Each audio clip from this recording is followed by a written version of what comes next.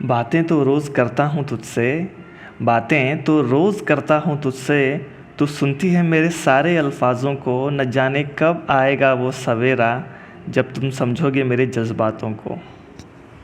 Hello friends, मैं जीतू आप सभी का स्वागत करता हूँ हमारे चैनल मेकिंग अप रिलेशंस में।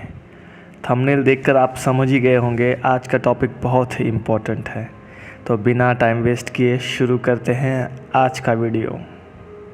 एक एस्ट्रोनॉट अपनी स्पेसशिप से अर्थ पे कम्युनिकेट करने की कोशिश करता है, मगर वो कम्युनिकेशन इस्टेब्लिश करने में नाकाम हो जाता है, क्योंकि कम्युनिकेशन होने के लिए सारे पैरामीटर्स ओके रखना बहुत ज़रूरी होता है।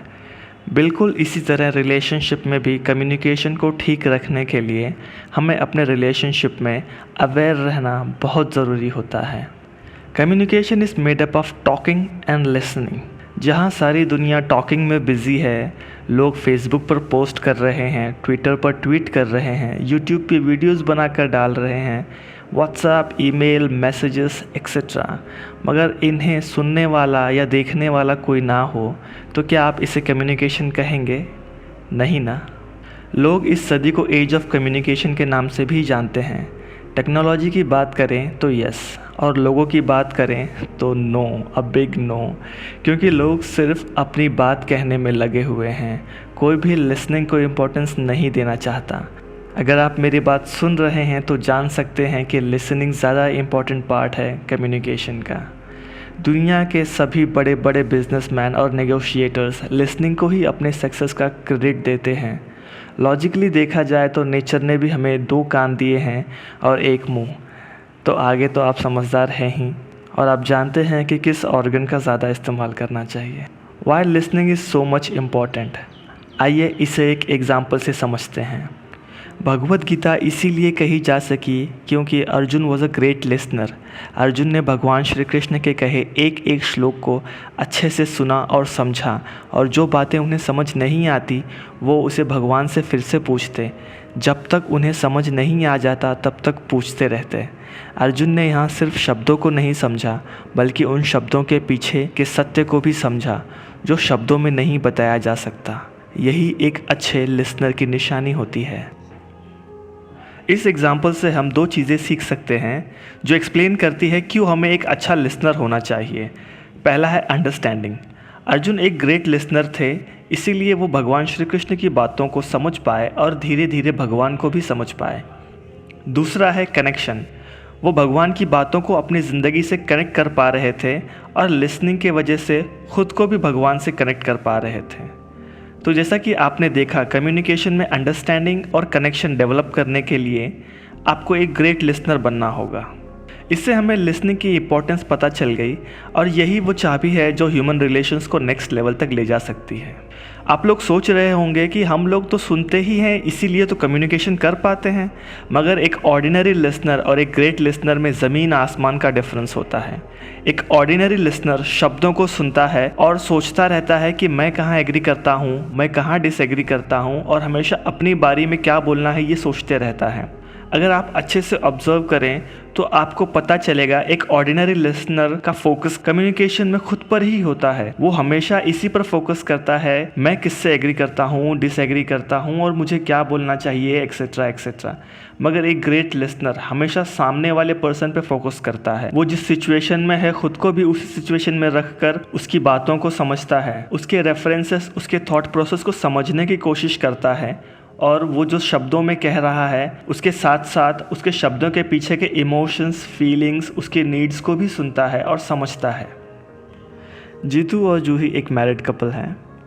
जूही ने जीतू को पिछले 2 दिनों से इलेक्ट्रिसिटी का बिल भरने के लिए कहा। जीतू घर आता है तो जूही उससे पूछती है तुमने इलेक्ट्रिसिटी का बिल भरा? तो जीतू कहता है अरे नहीं यार, मैं आज भी भूल गया। इस पर जूही कहती है कि तुम बहुत ही इर्रिस्पॉन्सिबल हो और तुमसे एक काम भी ढंग से नहीं होता।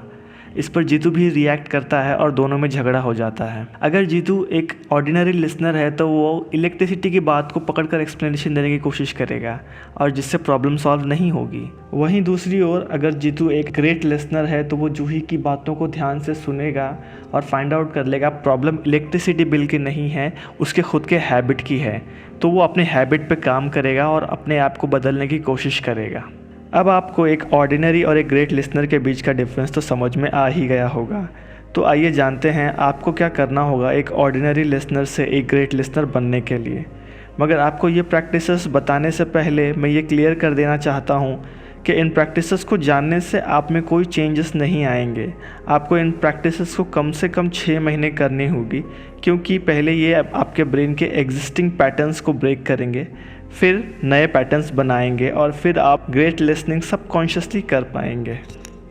तो पहला प्रैक्टिस है practicing silence 3 minutes a day. इस प्रैक्टिस में आपको साइलेंस को सुनने की कोशिश करनी है। दूसरा प्रैक्टिस है गाने सुनना।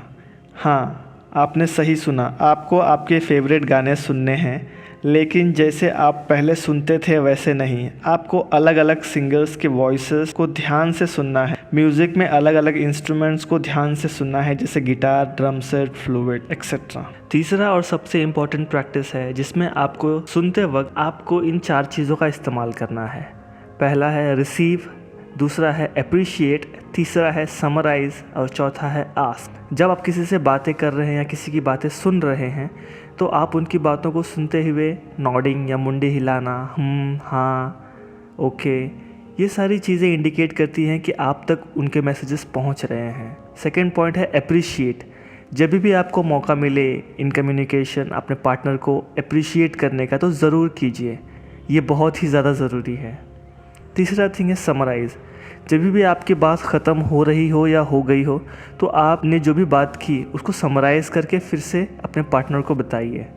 And the last point is ask. आपको कम्युनिकेशन ख़त्म होने के बाद उससे कुछ क्वेश्चंस पूछिए सो दैट उसे रियलाइज़ हो कि हाँ, आपने ध्यान से उसकी बातों को सुना है। तो फ्रेंड्स, ये है वो 3 मैजिकल प्रैक्टिसेस जो आपको एक ऑर्डिनरी लिसनर से एक ग्रेट लिसनर बना सकते हैं। So start your journey right away. अगर आपको रिलेशनशिप्स को लेकर कोई भी हेल्प चाहिए तो हमें ज़रूर मेल करें। इस वीडियो को लाइक करें, अपने सभी दोस्तों के साथ शेयर करें और सब्सक्राइब करें। साथ में ही उस बेल आइकन को भी दबाएं। जाते जाते आप सभी के लिए जय कृष्णमूर्ति के ये गोल्डन वर्ड्स।